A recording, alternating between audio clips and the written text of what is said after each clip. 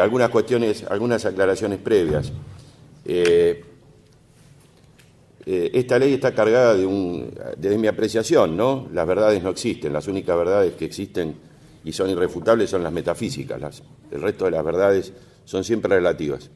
Entonces, de mi visión, esta ley tiene un problema que viene cargada ideológicamente desde muchos aspectos, además de, por supuesto, de cargada de intereses, pero toda ley está cargada de intereses. Está muy cargada ideológicamente. Entonces, los análisis a veces, en algún punto, se hacen desde visiones ideológicas o de refutar algo porque no estoy de acuerdo ideológicamente con el problema y demás. Voy a tratar de no incurrir en ese error, no es mi estructura normal de razonamiento. Con algunos jueces que están acá presentes hemos discutido muchas veces, por ejemplo, cuando se modificó la 26773, mi criterio, que no compartía el criterio de la mayoría, incluso con Carlos lo hemos discutido el tema en Rosario.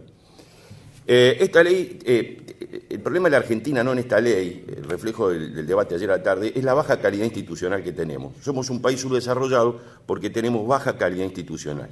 Y la baja calidad institucional viene de algo que plantea Bobbio en Estado, Gobierno y Sociedad, desde la posición, digamos, de centroizquierda europea, y Popper en La ciudad abierta y sus enemigos, de una visión liberal estadounidense, que es el bajo nivel de transacción de las reglas jurídicas. El mundo jurídico argentino es un mundo de imposición. Como ahora tengo el poder, te impongo lo que yo quiero, lo que me parece, no escucho a nadie y hago lo que creo que tengo que hacer. Un ejemplo fue esta ley. Yo sé que no puedo emitir cuestiones políticas, pero después de la elección de medio término, la gobernadora dijo en una entrevista periodística, el lunes, ni bien tengamos mayoría en la legislatura, aprobamos la ley. Eso es baja calidad institucional. ¿Por qué? Porque esa decisión es de los legisladores, no del Ejecutivo Provincial. Eso es baja calidad institucional. Voy a tratar de hacer desde por qué yo creo que la ley de adhesión, y me voy a circunscribir pura y exclusivamente a la ley de adhesión, es inconstitucional. Voy a dejar las inconstitucionalidades de 27348, si es que las hay, para otras exposiciones que creo que lo van a abordar. Me voy a circunscribir a esto. Primero, definir qué es el procedimiento que se ha establecido. A pesar que el artículo primero lo diga, no es una instancia administrativa previa, de ninguna manera. Es un sistema de determinación excluyente en sede administrativa del daño del trabajador. Esto no es una instancia administrativa previa, porque si fuera una instancia administrativa previa sería un requisito de la acción. Podríamos discutir si en el marco de la Constitución provincial puede haber un requisito de la acción para poder acceder a la justicia, como podría ser, por ejemplo, el SECLO, que sería un requisito de la acción. No es el caso. Este es un sistema excluyente de determinación del daño en sede administrativa, con control judicial.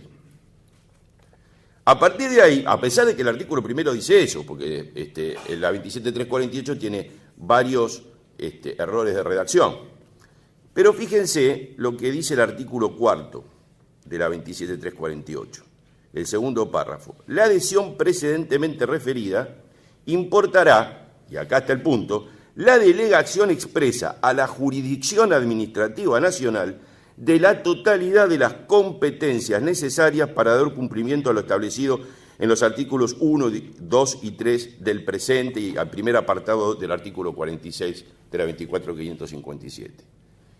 Lo que se está haciendo es transferir la competencia de la justicia provincial a una justicia, a un órgano administrativo nacional. Es decir, hay transferencia de competencia, de manera tal que, a diferencia de muchos fallos que he visto, y suelo discrepar usualmente, me parece que no hay que repetir Castillo, no hay que repetir ninguno de esos precedentes porque no tiene nada que ver. Acá el problema es el 116 de la Constitución. ¿Por qué? Porque el 116 de la Constitución es lo que establece la transferencia, o el artículo que permite transferir de la justicia provincial a la justicia federal determinado tipo de competencia. Y el único instrumento jurídico donde se puede hacer una transferencia de competencia de la justicia provincial, que es la justicia natural de cualquier poblador de la República Argentina. Somos un país federal, no somos un país unitario. No es el Estado federal el que delega en las provincias, sino que es la provincia la que delega en el Estado federal, aunque a veces parece que en lo cotidiano hemos perdido de vista esto. La única herramienta jurídica donde se puede producir esta transferencia o esta delegación de competencia del Estado provincial al Estado nacional es la Constitución Nacional. No lo puede hacer, como leí algún artículo, las constituciones provinciales y, por supuesto, mucho menos lo puede hacer la legislatura. De manera que, en mi opinión, más allá después, si la 27348 cumple con Estrada, tenemos un primer problema. Claro, que afecta una garantía o ni siquiera una garantía, el funcionamiento de las instituciones en la República Argentina. Y es que las provincias, lo que no delegaron en el Estado federal, en la Constitución federal, se lo reservan. Las legislaturas provinciales no tienen facultad para hacer esta delegación. Parece que este punto es lo que hace insalvable la ley de adhesión. Lo que le hace insalvable aplicando Banco Comercial de Finanzas de la Corte Federal, en cuanto a que yo, aun cuando, como bien decían recién, no me hayan planteado la inconstitucionalidad, tengo la necesidad de abordarla. ¿Por qué? Porque ¿qué dijo la Corte Federal en Banco Comercial de Finanzas? Que es un expediente que tramitó la provincia de Buenos Aires, tenía un fallo de la Corte de la provincia de Buenos Aires y la Corte Federal se lo revocó. Dijo, señores, si una norma no está dictada conforme las reglas previstas en la Constitución, no es norma jurídica. Ayer citaban a Kelsen. No reúne el requisito de validez de las reglas jurídicas si adherimos a las teorías kelsenianas. De manera tal que no es norma jurídica, usted no la puede aplicar. Y como la única manera que usted tiene para no aplicar una norma jurídica es decretar su inconstitucionalidad, usted tiene la obligación de decretar la inconstitucionalidad de la regla porque usted esa norma jurídica no la puede aplicar. De manera tal que aun cuando no se hubiese planteado en un expediente la inconstitucionalidad de la regla, estoy obligado a resolver esa inconstitucionalidad. En el departamento judicial donde estamos tuvimos un pequeño debate, aunque parezca a veces soy flexible, yo pensaba que la declaración de inconstitucionalidad no requería traslado, porque en la Corte hay jurisprudencia en cuanto a que la bilateralidad en estos casos se suple con el recurso extraordinario, los fundamentos del recurso extraordinario de aquella parte que se viese perjudicada por la resolución judicial, con lo cual la bilateralidad estaba salvada. El resto de los colegas estaban con dudas y llegamos a una transacción entre nosotros para darle certeza al abogado y que no se enloquezca que en un lado hacen una cosa, en el otro lado hacen otra cosa, corremos traslado de los planteos de inconstitucionalidad para resolverlos previamente. Porque digo, esto no es un problema de competencia, esto es un problema de falta de acción. Entonces, si no hay acción, yo no puedo correr el traslado de la demanda, pues si yo corro el traslado de la demanda, digo que hay acción. Entonces, lo que yo tengo que hacer es resolver previamente si hay acción o no hay acción. Todavía estamos, se darán cuenta que yo tengo posición tomada, todavía en mi tribunal estamos dando vuelta porque los muchachos primero tenían una idea, pero me parece que de tanto escucharme a mí están por modificar la idea. Bueno, a este primer error constitucional, segundo, la ley dice que habría que fijar normas de adecuación procesal. ¿Por qué? Dos temas. Primero, el sistema genera un mamarracho porque a un órgano de carácter federal es recurrido ante un órgano de carácter provincial. Son dos pirámides jurídicas distintas. Otra vez la Constitución, bien, gracias, anda por ahí. Digamos, ¿se podría haber salvado esto? Yo no quiero dar malas ideas, pero la 10.149, artículos, algunos son mucho más, 37, 38, 39, dice que el Ministerio de Trabajo tiene en la provincia de Buenos Aires la exclusividad en la determinación de los daños de los accidentes de trabajo. 38.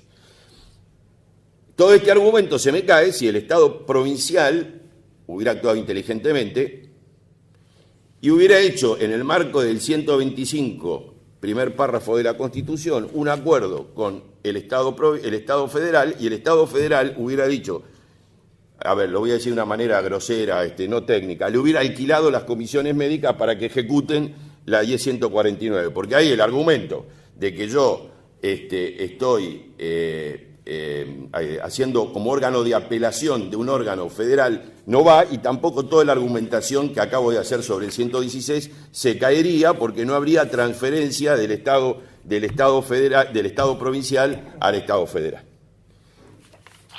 Con independencia de esto, no tenemos regla de adecuación porque no sabemos qué norma procesal tenemos que aplicar. Ahí hay un lío bárbaro. Yo creo que se puede aplicar el 57 de la 11653, porque hasta si uno mira cómo se instruyen el recurso de apelación en sede administrativa cuando nosotros actuamos como apelación, es igual que la resolución 298. El expediente en principio nos llegaría igual. Entonces, si habría alguna observación para el artículo 57, también lo tendríamos que hacer en el caso de que actuamos como revisores de las sanciones que aplica el Ministerio de Trabajo. Entonces, ahí tengo una regla que puede ser. La otra, la posibilidad de establecer un procedimiento posterior, como por ejemplo hicieron en el resto de las provincias que adhirieron, encabezadas por Córdoba. Ya estuvimos en Córdoba y le dijimos que también eso es inconstitucional, porque una ley provincial no puede modificar una ley nacional. Artículo 31 de la Constitución Nacional. Yo no puedo, vía reglamentación o vía adhesión, modificar con una ley provincial una ley nacional, porque la ley nacional no prevé que haya un juicio posterior. Y además, por más que esto esté, digamos, imbuido de una enorme espirituosidad en favor del trabajador, si yo fuese abogado, que lo fui durante 15 años, y tengo un cliente, y después de pasar por la comisión médica, tengo que hacer un juicio posterior, le digo, flaco, agarremos lo que está porque estamos en el horno. Porque primero pasamos una y ahora, querido, nos espera. Entonces el trabajador agarra lo que está en la mano, con todos los problemas que hay en el área de accidentes de trabajo, porque no tenemos peritos, es tétrico la situación. No hay lugares donde hacer los exámenes médicos. Yo le quise hacer una denuncia al intendente de mi departamento judicial porque en los hospitales públicos de ellos tienen una ordenanza que dice que no hacen atención a personas que no vivan en el municipio. Y yo digo, un momentito, es una orden judicial, no es una demanda espontánea. Yo le quería hacer una demanda por incumplimiento de deberes de funcionario público, pero el resto de los colegas me dijeron, pará, loco, porque se nos va a complicar. Aflojá porque esto va a terminar mal. Bien, estos son, digamos, en 15 minutos, a grandes rasgos, los problemas que evidentemente nos plantea la ley. Nos plantea, como digo, por un lado un problema de inconstitucionalidad, pero además, porque lo que es inconstitucional es que yo obligue al trabajador, esto es un aspecto que me parece a veces no se debate, y que tiene que ver con el segundo aspecto que yo planteé. Lo que es inconstitucional es que al trabajador lo obliguen a hacer. Ahora, si él va espontáneamente, por supuesto que no podemos estar en su mente para saber por qué lo hizo, pero si él se presenta y hace el trámite espontáneamente, ahí, Houston, tenemos un problema, porque todo lo que dije ya no va. ¿Por qué? Porque hay una decisión voluntaria de la persona de no acceder de manera directa a la justicia y realizar el trámite administrativo. Y no podemos ir a la inversa y decir que está obligado a hacer la acción judicial. No es así. Eso es una facultad que tiene el ciudadano de ir a los tribunales de justicia, y también el Estado le puede dar en sus órganos administrativos una vía de solución administrativa, y él tiene el derecho, la libertad sagrada de elegir dónde quiere ir. Por lo tanto, en ese punto, la segunda parte que planteé, también tenemos un problema. ¿Por qué? Porque no tenemos claro qué hacemos si el sujeto se presenta voluntariamente y hace el trámite ante la comisión administrativa. Y, por ejemplo, cosas que están pasando. Hay abogados que se presentan y plantean el recurso directamente en mesa general de entrada e inician una acción como vía recursiva. Un colega de otro tribunal me preguntó, ¿y vos qué harías? Nada, le digo que no es el procedimiento y le plancho pero eso es muy duro. Bueno, al principio dije, soy un tanto ortodoxo, y una cosa es que yo no esté de acuerdo con algo, y otra cosa es que yo, cuando opero como operador jurídico, no tenga la obligación de cumplir las reglas conforme yo interpreto que deben ser cumplidas las reglas. Digamos, estos son los planteos principales. Digo, 2 o 3 avisos parroquiales. No sigamos repitiendo que los médicos se van a expedirse sobre cuestiones jurídicas porque, digamos, último inciso del artículo 21 de la 24.557, reglamentado por la resolución 1475 y por la resolución 899 de noviembre del año pasado, que ahí se dieron cuenta en la Superintendencia de Riesgo de que el secretario técnico legal no estaba delimitada sus funciones. Entonces ahí le han delimitado sus funciones. Y en esa resolución, termino con esto, se resuelve el problema, porque ahí sí hay una acción directa de que no hay cosa juzgada administrativa cuando el trabajador realiza el trámite ante la comisión médica voluntariamente. Va voluntariamente, obtiene homologa el acuerdo, pero tiene diferencias salariales. La resolución 899 es clara. Si hay pagos parcialmente en negro, habla en realidad de pagos parcialmente en negro. En la Argentina eso no existe, pero bueno, el legislador por las dudas se le ocurrió que podía ocurrir.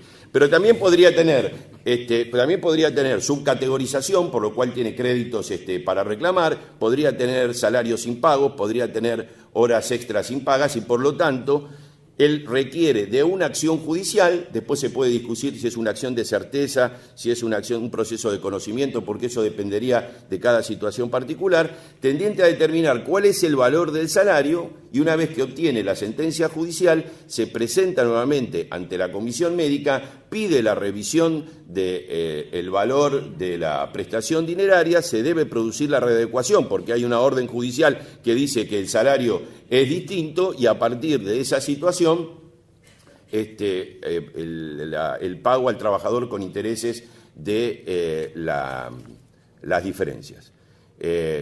Bueno, creo que un aspecto de la ley que, digamos, el tema de que la ley trae una tasa, a mí me parece muy interesante. Si hay algún abogado RT, muchachos, no vengan al tribunal pidiendo que le hagamos quita en la tasa de interés, eso no va a andar. Porque si no, la irrenunciabilidad, venimos acá, hablamos de renunciabilidad, después nos traen un acuerdo y le diremos a pagar el 50% de la tasa de interés, homologamos. No, muchachos. Con la tasa que fija la Corte, podemos hacer una pequeña quita, 10%, 15%, podemos cerrar un poquito los ojos. Ahora, cuando yo tengo una tasa que está prevista en la ley, eso es parte del derecho irrenunciable del trabajador, de manera tal que los créditos deben ser liquidados en un 100% con esa tasa y no hay ninguna posibilidad de establecer ningún acuerdo sobre la misma. Me queda una última duda y es que la resolución 298 permite la posibilidad de y esto es una duda realmente, permite la posibilidad de acordar una suma mayor a la de la prestación dineraria. Entonces, yo pregunto, en la fórmula, ¿de dónde me podría surgir la diferencia? Me podría surgir la diferencia del IBM, por ejemplo. Y entonces, si yo voluntariamente hago un acuerdo por una cifra mayor de la que me surgía de la prestación dineraria, tengo mis dudas de que haya acción judicial para pedir la revisión de eso. ¿Por qué? Porque eso ya no es una situación que surge, esa suma homologada, no surge de una imposición de la ley, sino que surge de un acuerdo de partes que establece una suma superior. Y ahí me parece que la autonomía de la voluntad tiene un peso relevante para bloquear cualquier posibilidad de acción posterior para revisar cualquiera de las variables de la fórmula para la determinación de la prestación dineraria. Gracias.